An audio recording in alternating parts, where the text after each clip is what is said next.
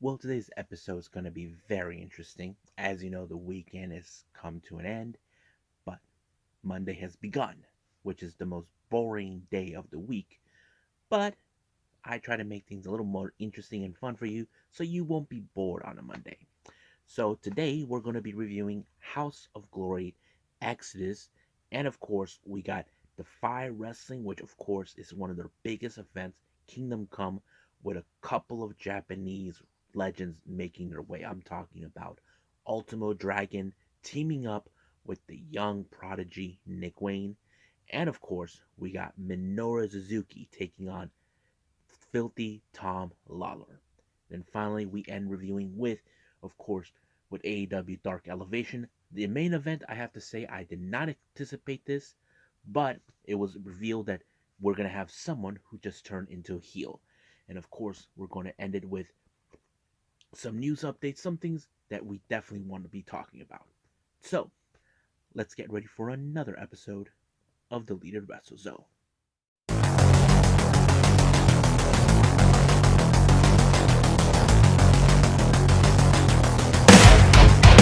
Are you ready? Get up, get up! Get up, get up! Get up, get up! Get up, get up! Get up, get up! Get up, get up!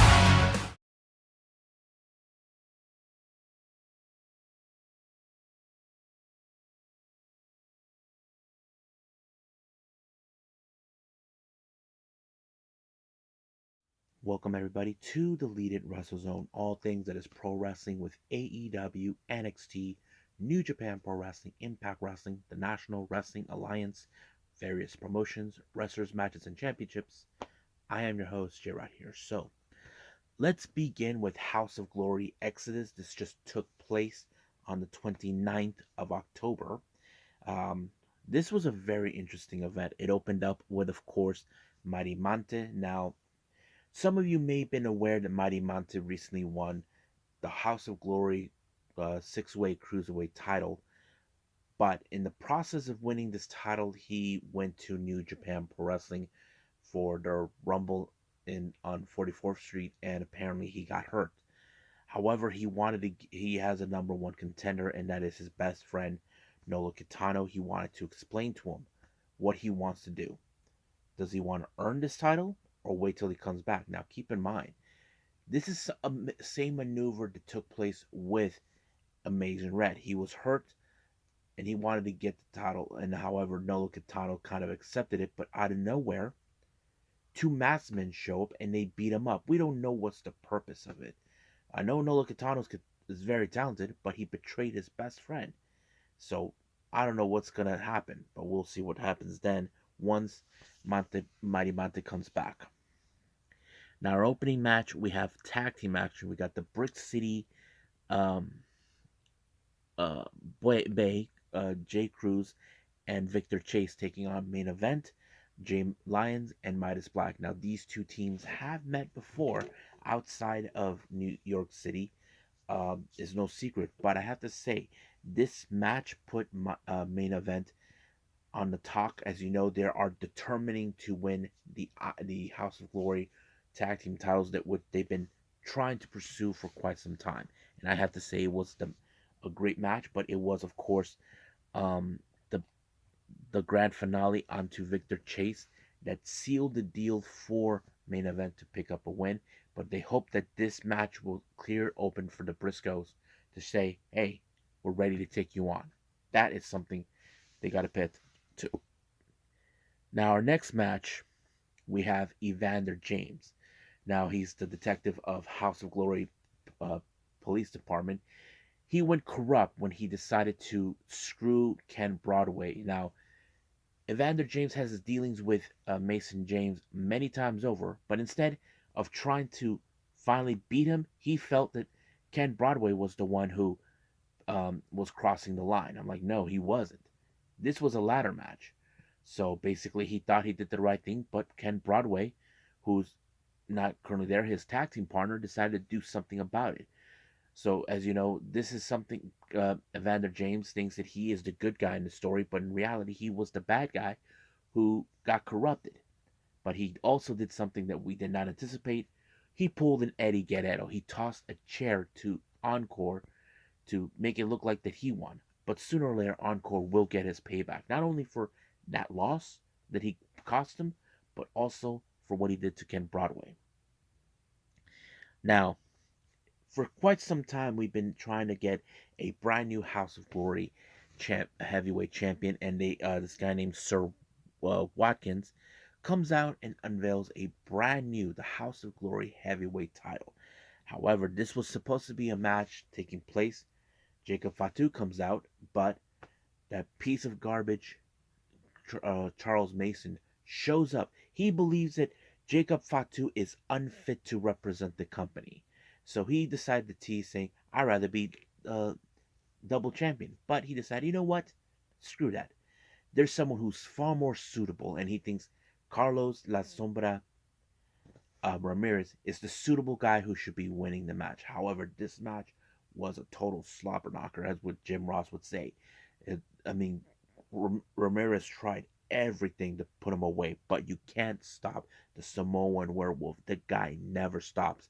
He finished off Ramirez by applying first the Samoan drop, and then, of course, the infamous Mighty Moonsault to seal the deal to become now the new House of Glory heavyweight champion. So now we have our champion, but you can rest assured Charles Mason is not a happy camper with that. Now, our next match, this is the first title defense in the House of Glory Women's Championship. We have Janai Kai taking on the current champion, Ultraviolet. I thought this match was pretty good. Now, you probably would have guessed that Ultraviolet would do anything to make sure she remained as champion, but of course, she does have a target on her back. So she pulled off a good match until she ended with the cutter to finish off Janai Kai and retain her title. Now, our next match, we have the House of Glory Crown Jewel. We got Headbanger! That's right, El Phantasmo taking on that sleepy little weasel, Charles Mason. Now, you know Charles Mason would do anything. Now, he probably thought, just like everyone else, that he has nothing to worry about. I'm dealing with a low level guy. Phantasmo has been very impressive for a long time, as you know. But at some point, Charles Mason thought he realized he could lose the title. So what he did is he disqualified himself by disrespecting the referee. Technically, El Phantasmo won the match, but not the title, and that pisses him off. Charles Mason is scared. He knew he was going to lose, so he resorted with the last option, and then of course Phantasmo not happy with it, but Charles Mason kicked him in the groin to show him that he is the true representative of what House of Glory is. But sooner or later, I'm sure someone's going to try to take him out. Now, our next match, this is a much interesting match. We have the House of Glory tag team titles. We got Aussie Open, Kyle Fletcher, and Mark Davis taking on the Briscoes, Mark and Jay. Now, of course, this is one of those good matches you definitely know is going to be awesome. I love this match. It was amazing. You probably would have assumed that Aussie Open had it, but no, it was, of course, the Briscoes with their toughness, that no die attitude type that kind of finished off the match when it made by Jay the underhook power driver onto Fletcher that allowed them to retain the titles. But however, we saw the appearance of main event who are asking for one last opportunity for the tag titles. Now it's still unclear whether the Briscoes will accept it or not. Now our main event, this is a very interesting one. We have Low Key taking on the Dragon, Shingo Takagi. Now, you could say this one was going to be either a slobber knocker or a total banger. You have no idea how this, but much of this match was in full control by Shingo. You probably guess Shingo has been one of the most strongest competitors. I remember when he first arrived in 2018, he was that impressive, despite the fact he was as a junior heavyweight who made the jump to heavyweight. and I think that's a good thing. But it was, of course, the last of the dragon that sealed the deal for Shingo to finish off Low Key. So I thought the show was pretty great. I loved it. I enjoyed it. Now for the next pay per view, I already announced it on the news updates on previously. We're going to have Kenta making his debut for the next month or December. No, on December. I'm so excited. So you guys better mark your calendars. But for now, let's just move on to the next review. DEFY Wrestling, Kingdom Come.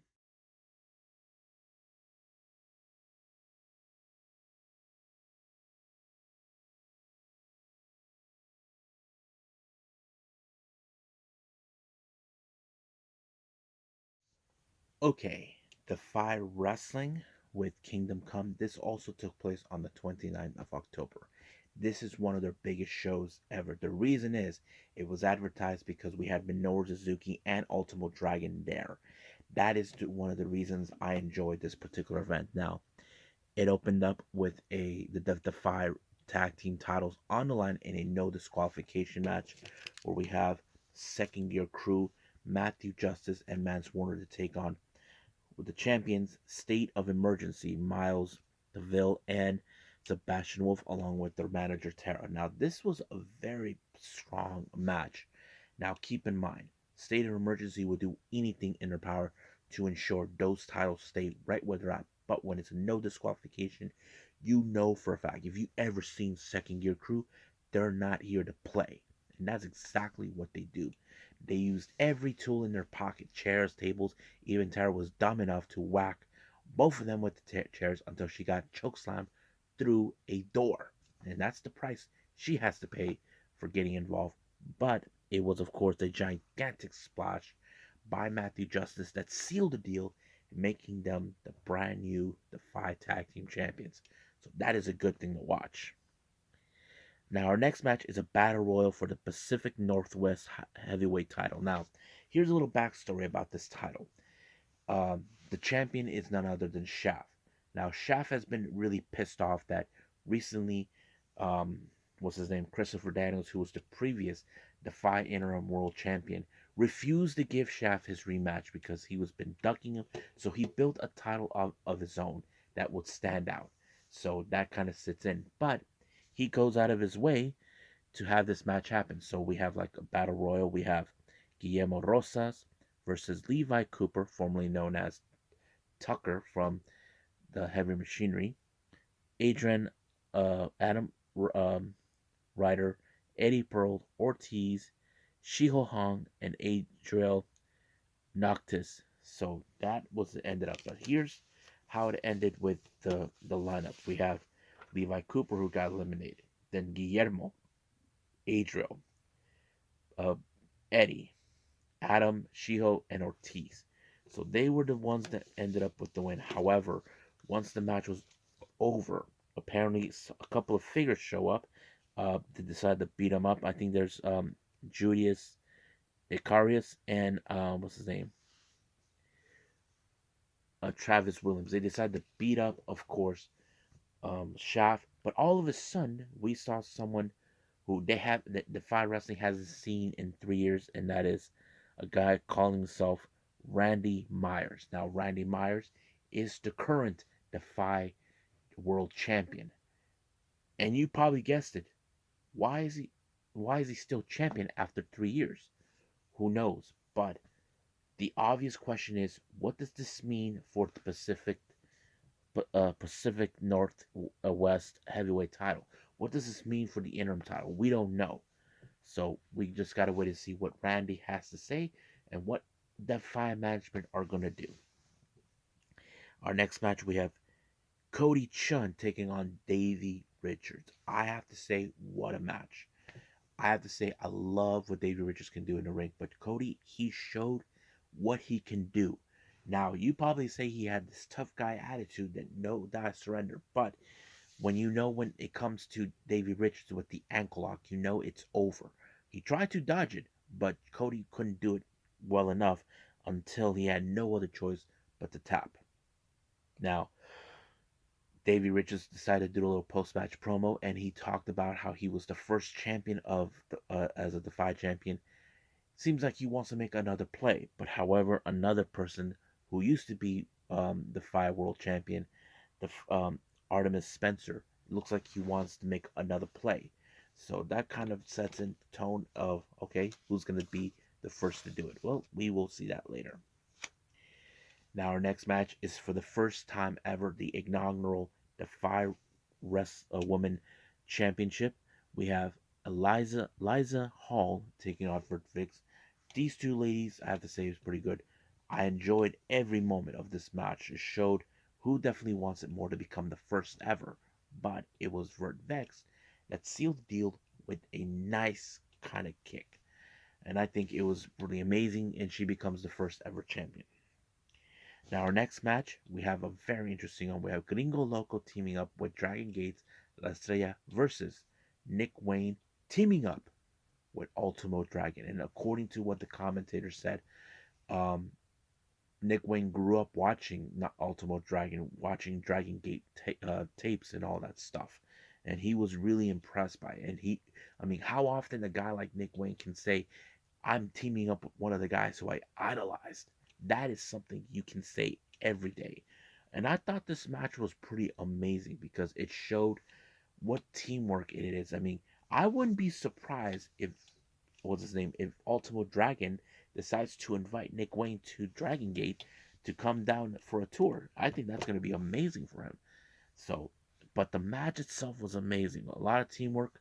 Nick Wayne had the no say die attitude, but it was, of course, La Casita that ended up finishing off, of course, Ultimo Dragon onto, what's his name, Estrella, giving them the win. I thought it was great.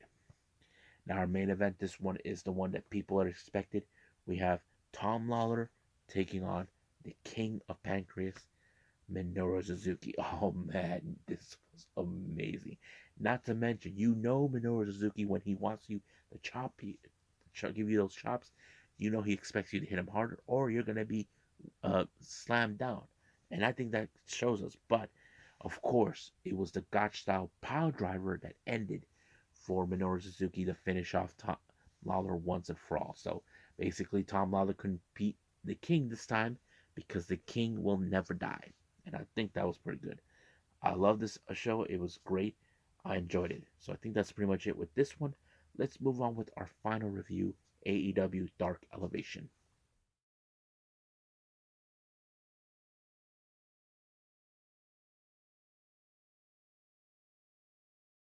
Okay, our final review is AEW Dark Elevation. Opened up with Diamante taking on Madison Rain. Now, I have to say this was a very interesting matchup because normally when we see this type of matches, we see that some of the regulars take on some of the wrestlers that we barely know. But this time it's a very different story.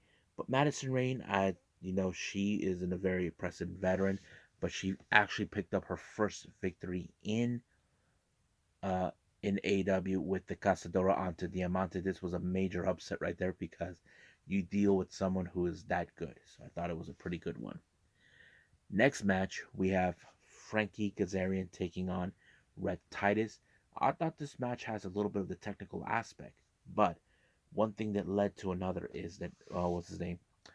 They finished off with applying the spring for Frankie. He applied the springboard cutter onto Red Titus out of nowhere, giving him the win. Now we do get an interview for the main event. QT Marshall, who doesn't like the fact that this is Halloween and all this other stuff. I just felt it's so interesting. But even Danhausen shows up, try to get under his nerves. So that fits it. Next match we have, of course, Kiera Hogan versus Sky Blue. Now, Sky Blue Kiera Hogan was on her own, but it was a pretty good match. But it was Kiera Hogan with a kick into the head that allowed her to win the match against Sky Blue. Next up, we have Brandon Cutler taking on Dante Martin. Now, this is how it's going to end. Dante Martin is quick on his feet, he's very strong, and of course, he applied the infamous nosedive onto Cutler. 1, 2, 3, it is done. So, nice job, Cutler. You really did it. Next match, we have Athena taking on Janai Kai. Good match. I love this match a lot.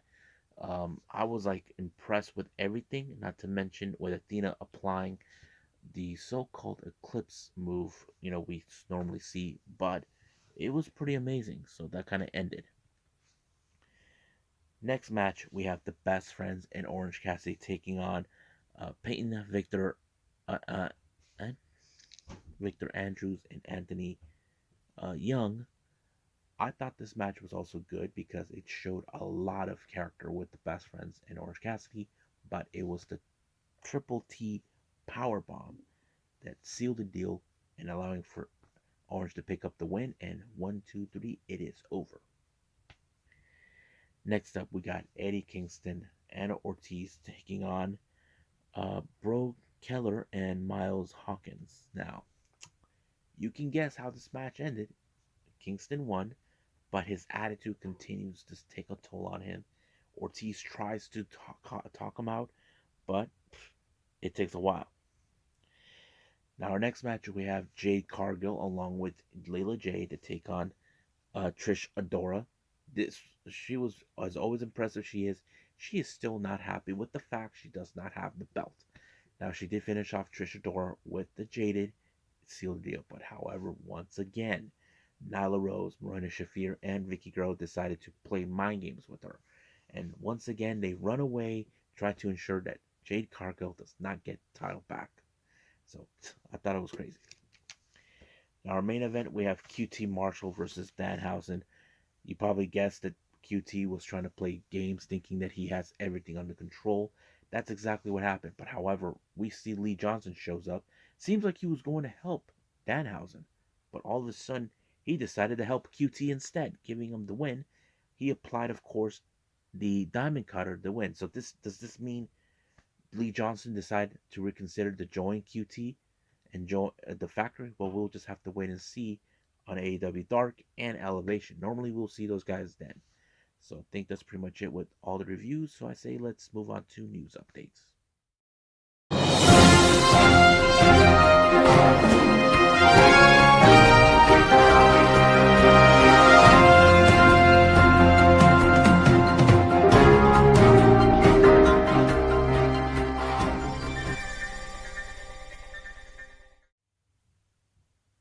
Okay, welcome to our news updates.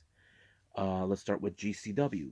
As you know, we have a brand new event coming up in Wasted Time. It was already signed that we're gonna have Nick Gage be involved, and also recently, just now, Too Cold Scorpio. I'm so excited. This event will take place on the 3rd of November. Now, their next show that will take place is one afternoon only. We already this one will take place on the 4th of December. We're gonna have Madman Pondo, Nick Gage, Billy Starks, John Wayne Murdoch, and Jordan Oliver, Blake Christian, and many others. So I still don't know who's going to be involved, but it's going to be great. Now, if you guys remember recently, May Shruga mentioned to DP Wrestling that she would like to come back for their November event. Well, it turns out that it was announced that Best Bros will be teaming up to take on Andrew Everett and a partner of his choosing. And apparently he found a partner, and I was surprised to know he picked Miyuki Takase. That's right. If you guys remember, Miyuki Takase first came to Deadlock Pro Wrestling to take on Yu Yamashita, where she lost that match. And now she's making her return to DPW to team up with Andrew Everett to take on the Best Bros. Now, um, you may have heard or not, we're going to have a brand New Blood 6. Of course, the rookies of Stardom will be making their way. No announcement yet on who will be participating, but however, we do know in the next one, Waka Tsukiyama did mention that she's going to ask Tam Nakano to be her partner to take on Ram Kaicho and Maika. But this event will take place on the 16th of December. I'm looking forward to it. And it's going to be in the Jinjuku Sumitomo Hall in Tokyo. So mark your calendars on that. Now, I did mention recently that Yuka Sakazaki, as the current Princess and Princess champion, has decided to put her title on the line in Korakuen Hall that will take place on the 27th of November against an American wrestler. That wrestler they chosen is none other than Billy Starks. So I have to say, what a great pick. Can't wait to see it.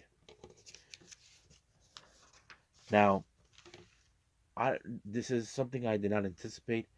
I don't know what to make of it, but however, we have seen recent wrestlers that made their way to WWE in certain aspects.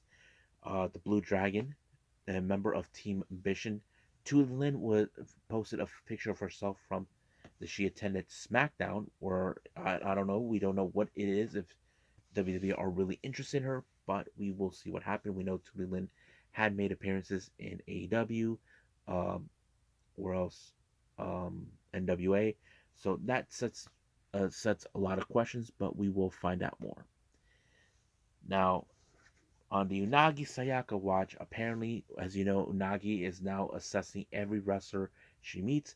Apparently, she has her sights set on a Yoshi wrestler I have talked about a few times, from PPP Tokyo, Shanyota, uh, who's a body fitness builder, YouTuber. Seems like she wants to have a little match with her, and she even mentioned that recently also she talked about Waka Tsukiyama, how she spoke English and she finds it very sexy. So looks like she's been keeping tabs on Waka, as you know. You probably ask yourselves why would she be doing that? She cares for Waka. She's like the big sister looking out for her. Unagi is a bit older than Waka, but it's okay to do that. I know Unagi will be cheering for her no matter what.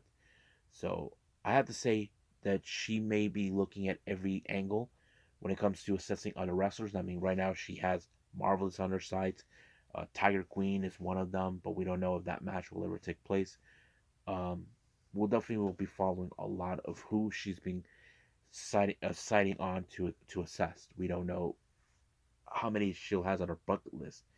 Like we still don't know when she'll be making her return back to Stardom, but looks like her journey with being a freelancer for the time being has been paying her off. So we'll see what happens then. So I think that's pretty much it. So let's just call it a day. Well, hope everybody enjoys this episode. As you know, we have Tuesday wrestling. It's going to be the start of of November on the first. We will be doing NWA, AEW Dark, and NXT. I haven't decided what I'm going to do yet. I'm still debating either GCW or the latest Prestige Wrestling event because I'm very interested in seeing Diana Perrazzo versus Jungle Kiona. But I'll surprise you which one I'm going to do because I don't want to take too much time doing everything, but we'll see. So for the time being, I'll surprise you. But let's just say that I'll see you guys on the next DWZ time. Same DWZ channel. I must bid all of you adieu. So, goodbye. Mwah, and have a nice day. Bang.